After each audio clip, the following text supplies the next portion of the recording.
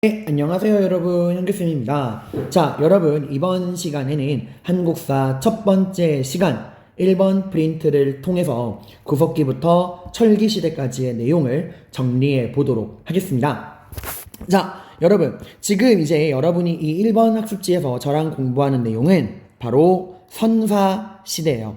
이전선 기록사, 기록 이전의 시대, 문자로 된 기록이 존재하지 않는 시대라는 거예요.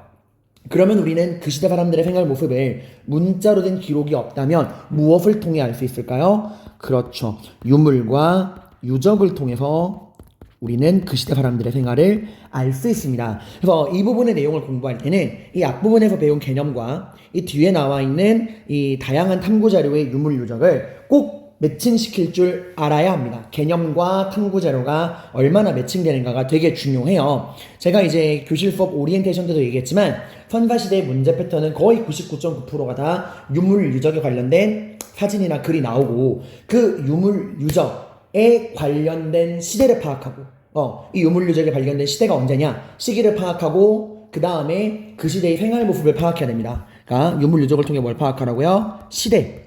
그 유물 유적이 어느 시대 거냐? 두 번째, 그 시대는 어떤 생활을 했느냐? 이걸 파악하는 게 핵심입니다. 알겠죠? 그런 걸 염두해 주시고 이 내용을 보실 건데 총 4가지의 내용 요소를 배울 거예요. 구석기, 신석기, 청동기, 철기 이 4개의 내용 요소를 공부할 건데요. 미리 말씀을 드리면 오해를 정정하기 위해서 엄밀히 말하면 구석기, 신석기 때까지만 선사시대입니다. 청동기부터는 이제 국가가 등장을 하고 문자로 된 기록이 등장하기 때문에 역사시대로 봐요. 당장 지금 우리가 살고 있는 시대도 철기시대거든요, 여러분들. 제가 수업의 편의를 위해서 이 선사시대 파트에 다 4가지 요소를 묶었다라고 보시면 됩니다. 자, 아무튼 구석기, 신석기, 청동기, 철기 이 부분은 내용 요소로는 4가지고요. 주로 출제되는 패턴은 2가지예요. 바로 비교하는 겁니다. 구석기와 신석기를 비교하는 게 첫 번째고요. 첫 번째 뭐랑 뭐를 비교한다? 구석기, 신석기를 비교한다. 두 번째, 청동기와 철기를 비교한다. 이게 두 번째예요. 그래서 구석기와 신석기를 비교하건 청동기와 철기를 비교하건 어떤 패턴의 문제가 나오더라도 전체적인 내용 요소는 다 알아야 되는 게 서로가 서로의 선지로 등장을 해요. 5개의 선지에는 구석기부터 철기까지 모든 내용이 골고루 나오니까 여러분들이 전체적인 내용을 잘 정리해 놓으셔야 됩니다. 자, 그럼 이 부분의 내용을 우리가 이 구석기, 신석기, 청동기, 철기를 어떤 관점으로 정리할 것이냐 이 선사시대를 바라보는 키포인트 그건 2가지가 있어요. 선사시대를 바라보는 눈 키포인트 바로 경제와 도구입니다. 뭐라고요? 경제와 도구. 이걸 가지고 이제 여러분들이 내용을 정리하시면 돼요. 항상 왜? 라고 물으면서 내용을 정리하시고 앞으로도 여러분들이 구체적인 내용에 들어가기 앞서서 선생님이 지금 한 것처럼 이런 아웃라인, 뼈대를 항상 머릿속에 계속 리마인드 해야 돼요. 내가 여기서 뭘 배우지? 이 배우는 내용은 어떤 내용 요소로 구성되어 있지? 여기는 주로 어떤 식으로 문제 나오고 나는 어떤 식으로 어디에 주목해서 이 내용을 정리해야 되지? 라고 하는 이 뼈대를 항상 놓치지 않으셔야 합니다. 자, 그럼 시작해 보겠습니다. 구석기 시대 사람들의 경제부터 보겠습니다. 구석기 시대 사람들은 어떻게 먹고 살았을까요? 경제라는 건 어려운 게 아니에요. 먹고 사는 문제입니다. 그 시대 사람들이 어떻게 먹고 살았는가의 문제가 바로 경제예요. 그럼 구석기 사람들은 뭘 먹고 살았냐? 사냥, 다른 말로는 수렵이라고도 하죠. 사냥, 채집, 고기잡이, 다른 말로는 어로라고도 합니다. 사냥, 채집, 고기잡이 등을 통해 먹고 살았어요. 그러니까 이 시대 사람들은 생각해본다면 자연이 주는 거를 뭐 하는 거죠? 그냥 있는 그대로 받아먹고 사는 거예요. 무언가 자연에서 인류가 능동적으로 생산하는 생산자의 관점이 아니라 수동적으로 자연이 주는 거를 그냥 그대로 받아먹는 자연에 의존하는 자연경제 그리고 철저한 소비자의 입장에 있다라는 거예요. 자, 그러면 사냥, 채집, 고기잡이 등으로 경제활동을 한다면 이 시대 사람들은 한 곳에 정착하면 될까요? 안 될까요? 절대로 안 됩니다. 왜? 끊임없이 먹을 걸 찾아서 떠돌아다녀야만 되죠. 사냥, 채집, 고기잡이라는 건 자연이 주는 걸 있는 그대로 받아먹고 사는 거란 말이야. 그럼 내가 지금 머무르고 있는 지역에서 이 자연이 준 선물이 다 떨어졌어. 더 이상 사냥할 것도 없고 먹을 고기도 없고 열매도 없어. 그럼 어떻게 해야 돼요? 새롭게 먹을 걸 찾아서 이동을 해야 됩니다. 그래서 이때는 이런 사냥, 채집, 고기잡이 등으로 자연이 주는 걸 먹고 살았던 구석기 시대에는 반드시 이동을 해야 돼요. 정착을 하면 굶어 죽습니다. 끊임없이 먹을 걸 찾아서 이동 생활을 해야 됩니다. 그럼 그 이동을 할 때는 개인이 움직일까요? 무리를 지어 움직일까요? 당연히 무리를 지어서 움직여야 합니다. 왜냐? 사냥은 혼자서는 할 수 없거든요. 맘모스 등의 큰 짐승을 사냥하기 위해서는 당연히 수십, 수백 명의 사람들이 함께 무리를 지어서 떠돌아 다녀야만 합니다. 그래서 구석기 시대 사람들은 끊임없이 식량을 찾아 사냥, 채집, 고기잡이 등을 하며 무리지어 이동생활을 했다라고 보시면 되고요. 다만 이 무리를 지었을 때 우리가 조금 주목할 점은 짐승과는 달라요. 바로 무리 간의 의사소통을 위한 언어, 의사소통이 가능했다는 거죠. 그리고 불을 이용해서 음식을 익혀 먹었다 정도. 불과 언어를 이때부터 사용했다라는 거죠. 자, 그러면 이렇게 끊임없이 먹을 걸 찾아서 사냥, 채집, 고기잡이 등의 행위를 하며 무리지어 떠돌아다녔던 구석기 시대 사람들은 당연히 번듯한 집이 필요가 없습니다. 계속해서 떠돌아다니니까요. 그러니까 어디에서 잘까? 그냥 길 가다가 밤이 되면은 이제 잠을 자야겠네. 어디서 잘까? 비 온다. 비를 피할 데 없을까? 저기 동굴 있다. 동굴 혹은 바위 그늘 이런 데서 그냥 지내는 거예요. 끊임없이 떠돌아다니니까 집이 필요가 없는 거야. 그 집을 만약에 꼭 지어야 한다 그래도 굳이 공들일 필요도 없죠. 그래서 이때 지은 집을 막집이라고 이야기를 해요. 이거는 빨간색으로 쓰는 게 낫겠네요. 막집. 막집은 진짜 막 지어서 막집이에요. 막집을 영어로 하면 temporary house, 임시 집이 됩니다. 구석기 시대 사람들은 이렇게 동굴, 바위 그늘, 막집 등에서 살았다라는 거. 이게 다 지금 경제에서 연결되는 거죠. 자, 그 다음 도구. 도구는 이미 이름에서 나와요. 석기잖아. 말 그대로 석기, 돌멩이를 썼다는 건데 돌멩이는 돌멩이인데 석기는 석기인데 어떤 석기냐? 떼어낸 석기를 썼어요. 뗀 석기. 필요한 만큼 떼어내는 뗀 석기를 썼는데 이 구석기 시대의 뗀 석기는 구석기의 시기가 변하는 과정에서 발전되는 모습을 보입니다. 자, 우리가 흔히 구석기를요 전기, 중기, 후기 구석기로 3개의 시기로 구분을 해요. 이 전기, 중기, 후기 구석기로 시간이 지남에 따라서 뗀 석기 역시도 변화, 발전하는 모습을 보입니다. 우선 전기 구석기 때는 어떤 뗀 석기를 썼느냐? 하나의 뗀 석기를 여러 개의 용도로 쓰는 모습을 보여요. 마치 지금처럼 제가 빨간색, 파란색, 검정색 볼펜을 용도에 따라서 1대1로 매칭시키는 게 아니라 보통 내용은 검은색, 중요한 내용은 빨간색, 보충 설명은 파란색 이런 식으로 1대1 매칭이 아니라 그냥 검은 펜으로 다 써버린다 생각하시면 돼요. 중요한 내용이건 보충 설명이건 일반적 내용이건 하나를 가지고 만능으로 여러 용도로 사용하는 게 전기 구석기 때의 뗀 석기 활용법이었습니다. 이러한 하나를 여러 용도로 쓰던 전기 구석기 때 대표적인 뗀 석기가 바로 뭐냐? 주먹도끼와 집게예요. 주먹도끼와 집게. 이 중에 주먹도끼가 굉장히 중요한데요, 여러분들. 뒤에 사진을 보시면, 자, 구석기 시대 유물입니다. 일단, 자, 구석기 시대 사람들은 주로 어디 산다고 했죠? 끊임없이 식량을 찾아서 사냥, 채집, 고기잡이 등의 행위를 하며 무리지어 이동했죠, 그죠? 그러니까 특정한 거주지가 필요 없고, 집이 필요 없고, 동굴, 바위 그늘 막 이런 데 산다고 했죠? 그래서 구석기의 유물은 거의 다 무슨 동굴, 바위 그늘 이런 식으로 끝나는 모습을 보입니다. 그리고 제가 말한 주먹도끼와 집게. 자, 근데 이 시대의 경제활동은 사냥이란 말이에요. 사냥의 관점에서 봤을 때 짐승을 사냥하고 그 사냥한 짐승의 뼈랑 살을 분리하고 껍질을 벗기는 등의 전문적 작업을 위해서는 주먹도끼와 집게 중에 어느 게 더 도움이 될까요? 당연히 딱 봐도 주먹도끼가 훨씬 더 정교하고 선진적으로 보이죠. 이거는 인류학자들 모두가 말하는 거예요. 같은 뗀 석기, 전기 구석기 때의 뗀 석기라도 주먹도끼가 훨씬 더 발전된 선진적인 뗀 석기다 라고 이야기했는데 문제는 이 주먹도끼가 인종차별의 근거로 쓰였다라는 거예요.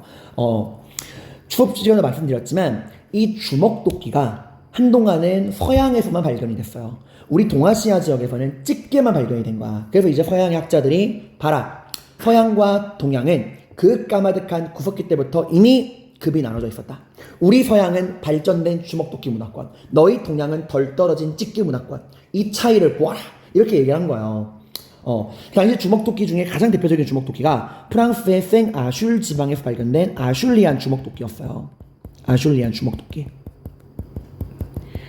근데 이제 이게 우리 동아시아 지역에서 발견이 안 되는 거야. 이러니까 우리는 기분이 나빠도 반박을 못 하고 있었거든요. 근데 아시아 지역에서, 동아시아 지역에서 최초로 주먹도끼, 아슐리안 주먹도끼가 발견됩니다. 바로 어디에서? 대한민국 경기도 연천 전곡리에서요. 당시 이제 주한미군, 우리나라에 있던 주한미군이 휴가를 갔다가 거기서 이 주먹도끼를 발견을 한 겁니다. 그래서 이런 인종차별의 논리가 깨어지고요. 이 동아시아에서 최초로 주먹도끼가 발견된 게 연천 전곡리예요. 이때 이후로부터 다른 동아시아 지역에서도 주먹도끼가 발견되면서 이런 인종차별이 깨진 거죠. 이번 3월 모의고사, 여러분 고등학교 1학년 3월 모의고사 1번 문제로 이 내용이 나왔죠. 주먹도끼 기억해 두시고요. 그 다음 중기 구석기로 넘어가게 되면은 좀 더 발전해서 하나의 뗀석기를 하나의 용도로 1대1로 매칭시키는 모습을 보여줍니다. 글귀와 찌르개 등이 나오고요. 후기 구석기로 가면 좀 더 의미 있는 변화가 나옵니다.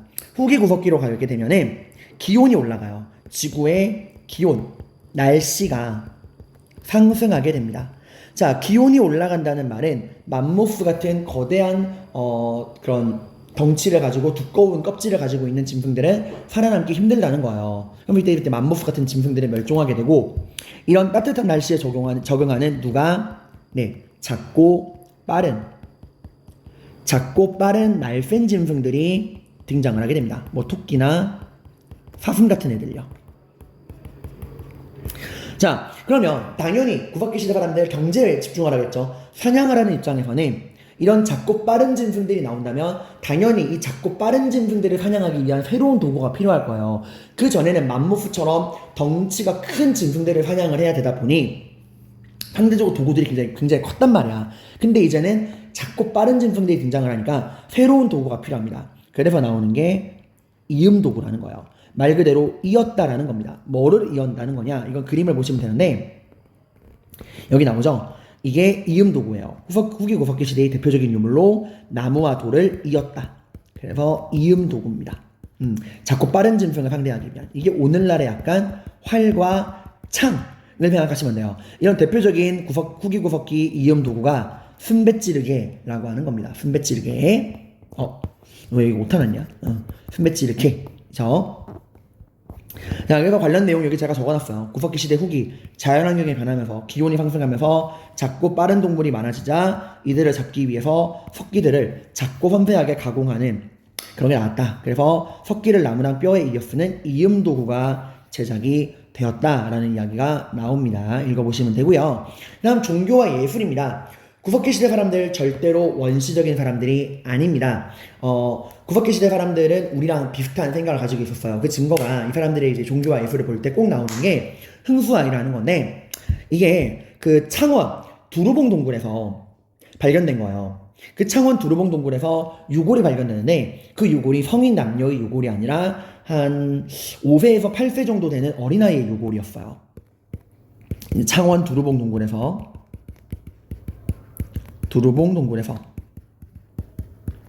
한 5세에서 8세 정도로 추정되는 어린아이의 유골이 발견됐는데 이걸 탄소 측정을 해보니 놀랍게도 구석기 시대 유골이었다는 거야. 근데 더 중요한 건 이 유골이 그냥 아무렇게나 벌어져 있던 게 아니라 깊이 땅을 파고 정성 들여 매장되어 있었다는 거예요. 이걸 또 우리가 알 수 있는 거는 구석기 시대 사람들은 사람이 죽으면 그냥 아무데나 내다 버린 게 아니라 매장을 시켜주었구나. 그게 뭐 했다는 거죠? 네, 장례식을 치렀다는 거죠.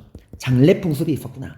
그리고 그 아이를 묻은 아이의 시신 옆에는 국화꽃이 놓여 있었어요. 국화꽃을 왜 놓았을까?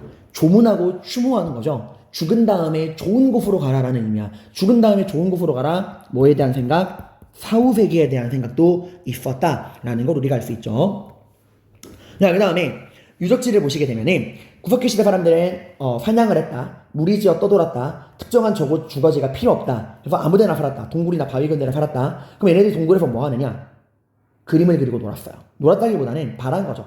여러분도 이제 3교시나 한 8자 끝날 때쯤 되면은 배가 슬슬 고프죠. 그러면서 이제 배가 고프니까 친구한테 급식 메뉴 물어보고, 야 오늘 급식 뭐 나와? 치킨 나온대. 와 맛있겠다. 이러면 이제 막 문제집 옆에다가 막 치킨 그리고 막 그러잖아요. 고기는 역시 만화고기 이러면서 막 그리고 그러잖아요.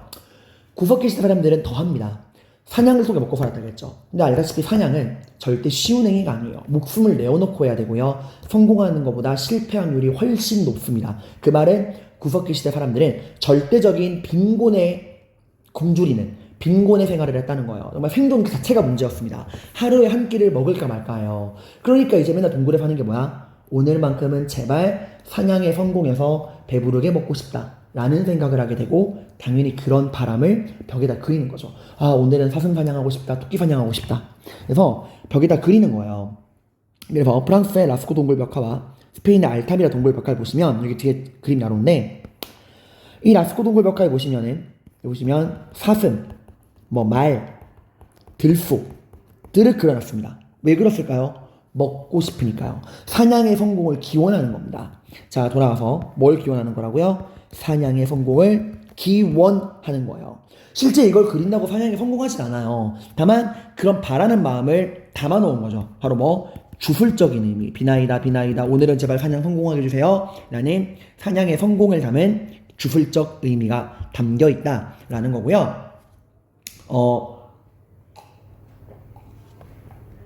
이 시대에는 절대적인 가난과 빈곤의 시대이다 보니 모든 사람들이 체형이 다 비슷해요. 다 말라서, 다 빼빼 마른 말라깽이들밖에 없어요. 이러다 보니까 여자들이 굉장히 고통받습니다. 왜냐하면 여성은 아이를 출산해야 되는데, 오늘날처럼 영양 상태가 좋고 위생과 의학이 발달한 시대에도 출산을 하다가 돌아가시는 여성분들이 있는데, 이 시대에 이런 빈곤한 영양 상태에서는 더 아이를 낳다가 죽는 경우가 많았겠죠. 그래서 그 시대 사람들은 어떤 몸을 원했냐? 풍만한 몸. 정말 배부르게 많이 먹어서 풍만한 몸을 가지고 싶다. 그 풍만한 몸을 가지고 아이도 숨풍숨을 잘 낳고 잘 먹고 잘 살고 싶다라는 생각을 해요. 그래서 그 시대 사람들의 이런 염원을 담은 게 바로 빌렌도르프의 비너스라는 건데, 보시게 되면은 굉장히 과장된 모습이에요. 가슴과 배랑 엉덩이가 굉장히 과장되어 있습니다. 이거는 그 시대 사람들이 상상한 거야. 우리가 정말 배부르게 먹으면 이런 몸매를 가질 수 있지 않을까? 라고 상상한 거야. 그래서 다반과 풍요를 바라는 구석기인들의 바람을 상징한다라는 거 우리가 알 수 있습니다. 다반과 풍요를 기원한다라는 거죠. 자, 그 다음에 신석기 시대로 넘어가 보겠습니다. 신석기 시대. 자, 구석기와 신석기를 우리가 구분해야 한다 그랬어요. 구분하는 기준은 바로 경제입니다. 경제. 자, 그러면 구석기 시대 사람들이 사냥, 채집, 고기잡이 등으로 먹고 살았다면 신석기 시대 사람들은 어떤 경제 활동을 했을까? 뭔가 변하는 게 있으니까 비교 대상이 되겠죠. 자, 드디어 신석기 때는 인류가 자연이 주는 거를 있는 그대로 받아먹는 소비자의 위치에서 벗어나서 자연을 활용하고 생산하는 생산자의 단계로 접어들게 됩니다. 바로 농사가 시작돼요.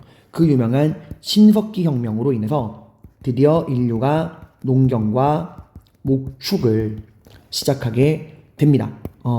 목축은 사냥이랑 달라요. 짐승을 기르는 거니까. 자, 이런 농경과 목축의 시작, 신석기 혁명으로 인해 인류는 드디어 자연을 능동적으로 활용하는 생산자가 되는데, 여기서 다만 이때의 농경은 오늘날 같은 전문화된 농경이 아닙니다. 굉장히 이제 막 시작한, 걸음마를 뗀 초보적인 농경이야. 자, 그래서 너무나 초보적인 농경이다 보니 생산량이 많아 적어요. 그래서 농사만으로 먹고 살 수 있다 없다? 없다. 그래서 그래서 신석기혁명으로 농경이 시작되었지만 여전히 뭐가 계속되고 있죠? 네, 사냥과 채집과 어로가 계속되고 있어요. 왜? 너무나 초보적인 농경이라 생산량이 작으니까. 그래서 농사만으로 먹고 살기 힘드니까 여전히 사냥, 채집, 고기잡이를 하고 있다는 거고요. 그 말은 잉여 생산물은 꿈도 꾸지 못한다라는 겁니다. 자, 그럼 한 발 더 나아가서요. 우리가 농사의 종류를 이야기할 때 크게 두 가지를 이야기해요. 밭농사와 논농사로 대표되는 벼농사를 이야기합니다. 간단히 이야기하면 밭농사는 굉장히 초보적인 농경이에요. 특별한 기술이 필요가 없습니다. 그냥 씨를 뿌리면 끝나요, 밭에다가. 다만 벼농사는 굉장히 고차원적인 하이 퀄리티의 농업입니다. 훨씬 더 많은 생산량이 나오지만 전문적인 기술이 있어야지만 가능한 게 벼농사예요. 그러면 이제 막 시작된 잉여 생산물도 나오지 않는 사냥과 채집과 고기잡이를 함께 해야만 하는 신석기 때의 이 초보적인 농경이라면 어느 농사까지만 갔을까? 네, 그렇습니다. 신석기 때는 이런 초보적인 농경이다 보니까 밭농사 단계까지 밖에 못 갔어요. 벼농사 단계까지 못 갔습니다. 여기까지 이해되죠? 자, 그리고 반농사 단계까지 가지 못했다라는 이 말은요, 당시 발견되는 이 유물 중에서도 탄화라는 건 불에 탔다는 거예요. 불에 당연히 곡식을 익혀 먹었을 거 아니야. 그 불에 탄 탄화된 곡식들 중에서 발견되는 게 좁쌀들밖에 없다는 거예요. 이 좁쌀이 잡곡을 말하는 거거든요. 조, 피, 수수, 기장, 뭐 기장밥 같은 게 있죠. 이런 이런 잡곡들만 발견된다는 거야. 그러면 벼농사가 되지 않았으니까 당연히 불에 탄 흔적이 있는 쌀은 발견되지 않는다. 다시 한번 신석기 때의 농경은 굉장히 초보적인 농경이다. 인형생산물이 없다. 여전히 사냥, 취직, 고기잡이를 함께해야 한다. 그 말은 무슨 단계까지밖에 못 갔다? 반농사까지밖에 못 갔다. 벼농사까지는 못 갔다라는 거야. 반농사까지만 갔고 벼농사 단계로는 못 갔다. 그 말은 발견되는 유물 유적도 반농사에서 나오는 탄화된 족살은 발견되지만 탄화된 미는 발견될 수 없다라는 거예요. 물론 이건 한국사 한정입니다. 세계사로 가면은 이집트나 메소포타미아 지역은 신석기 때부터도 벼농사가 흔적이 보여요. 당장 중국도 창장과 이남이 그렇기도 하고. 근데 지금 우리는 한국사니까 한국사 한정 말씀을 드리는 거예요. 자, 어쨌건 드디어 농사가 시작됐습니다. 이렇게 농사가 시작이 됐으니 어떻게 하죠? 예전처럼 떠돌 수가 없죠. 특정한 지역을 골라서 정착을 해야만 합니다. 정착 생활을 해야 돼요. 왜? 이제 농사를 지으니까, 가축을 기르니까 그 농사가 잘 되는 지역을 하나 골라서 정착을 해야 되는 거예요. 자, 그럼 정착을 하는데 어디서 정착을 할까? 지금 정착을 왜 했죠? 네, 방금 제가 말했잖아요. 정착한 이유가 뭐예요? 농사와 목축, 특히 농사를 위해서, 농경을 위해서 정착을 한 거예요. 그럼 당연히 농사를 짓기 위해 정착을 했다면 당연히 정착하는 장소도 농사가 잘 되는 장소에 정착을 하겠죠. 농사를 하기 위해서 뭐가 필요하죠? 물이 필요합니다. 그죠? 그래서 강가, 바닷가 이런 데 정착을 할 수밖에 없는 거야. 자, 근데 얘들아, 자 보세요. 신석기 시대에는 농경이 시작됐지만 굉장히 초보적인 농경이어서 여전히 사냥, 채집, 고기잡이 등을 함께하고 있죠. 자, 근데 우리 인류 입장에서 사냥과 어로 중에 어느 게 더 편하고 안정적일까요? 당연히 어로가 훨씬 더 안정적입니다. 사냥은 위험하니까요. 자, 그래서 거주지를 고를 때 농경과 목축과 어로의 공통점이 뭐죠? 농사 지으려면 물 필요하죠. 목축, 짐승들 기르려면 짐승들도 물 먹여야 되니까 물 필요하죠. 어로, 고기 잡으려면 물 필요하죠. 강가나 바닷가가 돼야죠. 그래서 이런 것 때문에 강가나 바닷가에 신석기 시대 사람들이 거주를 하는 거예요. 농경, 목축, 어로를 위해 다 필요하거든. 자, 어쨌건 이제 정착을 하게 됐습니다. 강가랑 바닷가에. 자, 그러면 옛날처럼 아무 데서나 살 수는 없죠. 특정한 지역에 정착했다는 말은 이제 제대로 된 주거지가 필요하다는 겁니다. 그래서 신석기 때부터는 막집을 벗어나서 움집을 짓기 시작합니다. 자, 근데 강가나 바닷가에 움집을 짓는데 문제는 이 시대 사람들은 기술이 떨어지기 때문에 오늘날처럼 기둥을 세우고 높은 거충 건물을 지을 수 있는 게 아니에요. 근데 강가랑 바닷가는 무지하게 춥거든요. 특히 바닷가. 겨울에 바닷바람 불면 너무 춥잖아요. 그러니까 어떻게 할까? 땅 파고 들어가는 겁니다. 기둥을 두껍게 세울 능력은 안 되고 추위는 피해야 되니 이렇게 땅을 파고 들어가는데 그 땅도 평평하게 팔 만한 능력은 안 돼요. 그래서 이렇게 둥글게 파고 들어갑니다. 그리고 추위를 피하기 위해 가운데 화덕을 설치해요. 그래서 신석기 시대의 집터의 특징은 이렇게 위에서 본다면 이렇게 둥근 모양이 되겠죠. 둥글고 원형의 바닥에 가운데 뭐가 있다? 화덕이 있다. 이게 신석기 시대 집터의 특징입니다. 자, 그리고 신석기 시대에는 석기는 석기인데 어떤 석기를 쓰냐? 구석기에 뗀석기에서 좀 더 발전한 갈아 만든 석기인 간석기가 쓰이게 됩니다. 이 간석기에서 이제 여러분이 간석기의 종류를 볼 건데 갈돌갈판을 은근히 많이 놓쳐요. 갈돌갈판이 뭐냐면 자, 이게 신석기 시대 넘어오겠습니다. 신석기 시대 유물. 아까 선생님이 신석기 때는 농경과 목축과 어로를 위해 주로 어디에 거주한다고 했죠? 강가나 바닷가에 거주한다고 했죠. 그래서 신석기 시대 유적은 이렇게 다 강가랑 바닷가에 있는 모습을 볼 수 있습니다. 그리고 죄송합니다. 예, 갈돌갈판 이야기 다 말했죠.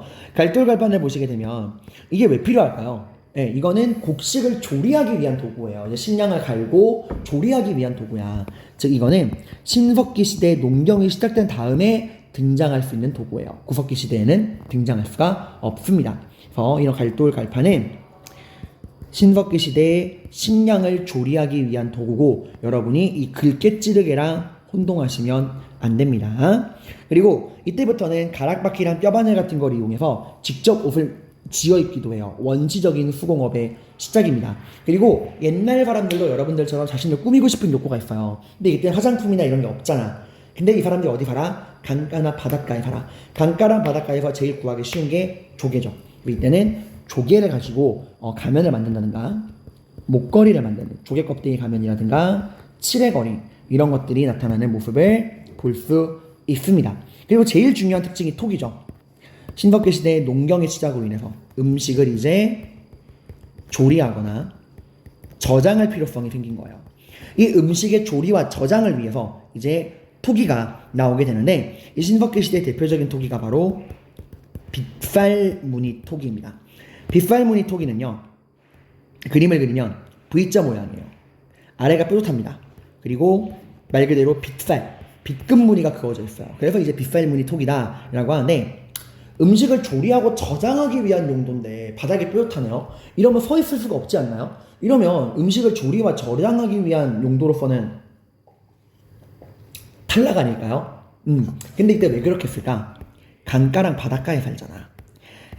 강가나 바닷가 어때요? 모래가 굉장히 부드럽죠. 그래서 그 강가나 바닷가에서 이 그릇이 쓰러지지 말라고 팍 하고 박기 위해서 이런 모양을 가지고 있습니다. 그리고 이른 민무늬 톡이라고 나오는데 이건 여러분이 청동기 시대에 나오는 대표적인 톡이 이 민무늬 톡이랑 구분해야 돼요. 이 민이라고 하는 게 흔히 우리가 민머리, 대머리란 말을 쓰죠. 민은 어린, 평평한이라는 뜻이에요. 즉 민무늬 톡이는 아무런 무늬가 없는 평평한 톡이다 라는 건데 이 청동기 시대 대표적인 톡인 민무늬 톡이의 원형이 신석기 시대도 발견이 되는 거야. 그래서 이거를 좀 더 빨리 발견된 민무늬 톡이다라고 해서 이른 민무늬 톡이라고 이야기를 합니다. 그 외에도 뭐 덧무늬 톡이 같은 것들이 있고요.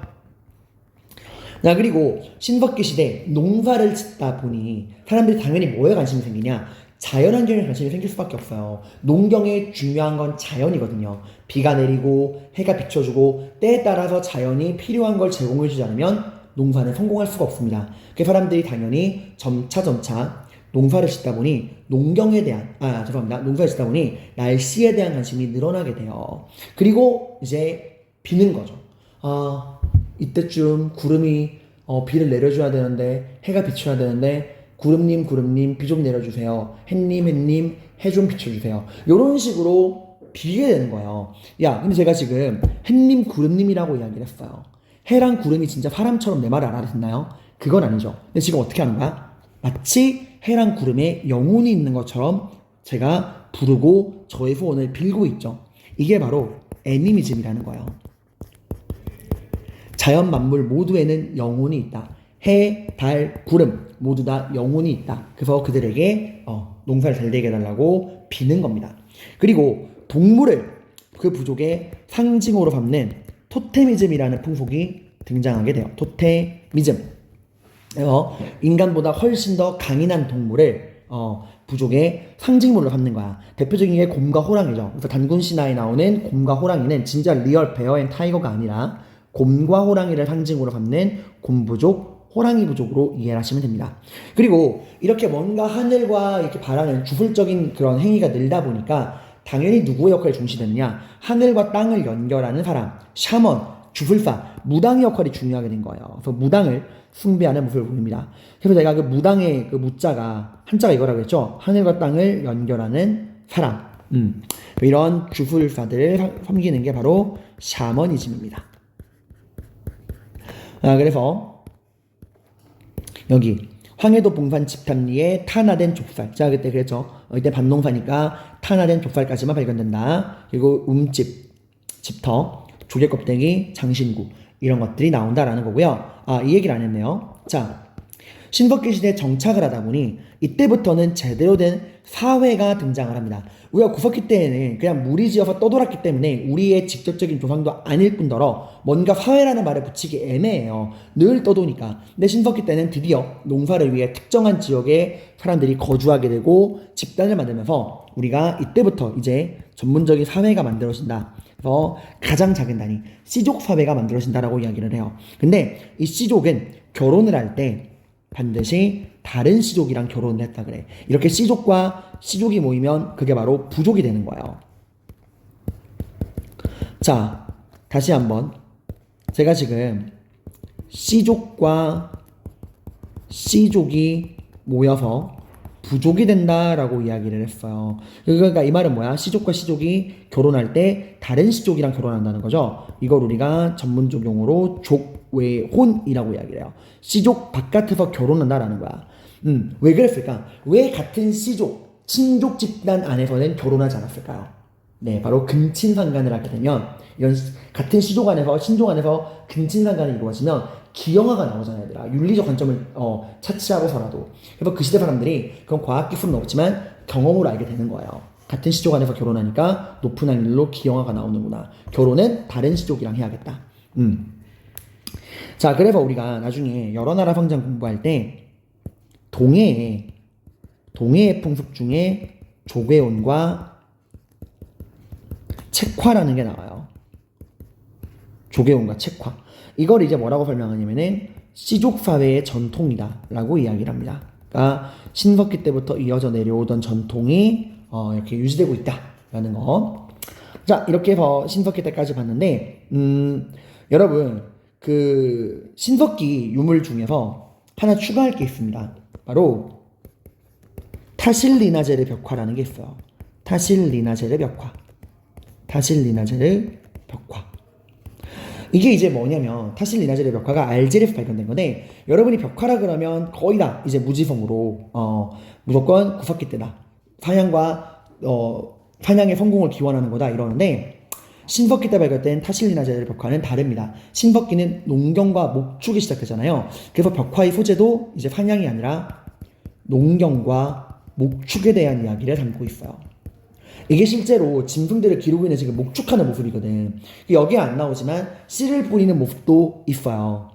그래서 이런 게 나오면은 농경과 목축이다. 그래서 여러분이 벽화라 그래서 무조건 구석기, 사냥의 성공, 주술 이렇게만 매칭시키면 안 된다라는 말씀을 드립니다.